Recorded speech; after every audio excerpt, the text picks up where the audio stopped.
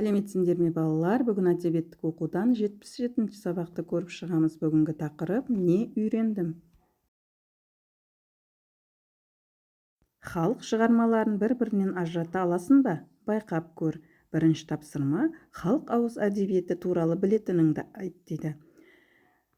Ертегілер, бесік жыры, аңыздар, мақал-мәтел, жұмбақтар, жаңылтпаштар, шешендік сөздер бұл халық ауыз әдебиетінің басты сипаттары екен. Халық ауыз әдебиеті ауызша шығарылып, ауызша тараған көркем әдеби туындылардың жиынтық атауы екен балалар. Екінші тапсырма бұл бөлімнің қазақ ауыз әдебиетінің қандай түрлерімен таныстың? Сызбаны толықтырып жаз. Балалар, өткен тақырыптарды еске алатын болсақ, бұл жерде 4 түрлік туралы жырларды оқыдық біз. Ертегілер, жұмбақтар, жаңылтпаштар, өтірік өлең, бесік жыры, мақал-мәтелдер айттық, аңыздар және шешендік сөздерді оқыдық. Келесі үшінші тапсырма 2 немесе 3 қатар бойынша жаңылтпаш айтудан жарысып көріңдер дейді балалар.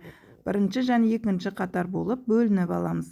Бірінші қатар: тарғыл итім талға оралар, доп деп, дөп деп, даланы қар жабар, қарға балалар аққала салар. Екінші қатар: шын еңбекшіл өрмекші, өрмекші шын еңбекші, тақпақ жатта, жатқа жатта, жағажай, жағажайда қамажай.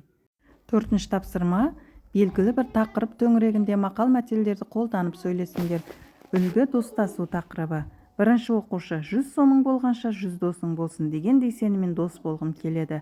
Екінші оқушы: достассақ достасайық, мыңның жүзін білгенше бірдің атын біл деген атын кім?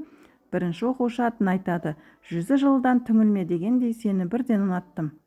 Екінші оқушы: рахмет, жаманға жан жуымас деген бар.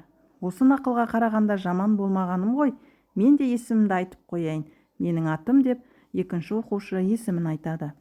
Бірінші оқушы: досы көпті жау алмайды, ақылы көпті дау алмайды дегендей досымның көбейгеніне қуаныштымын.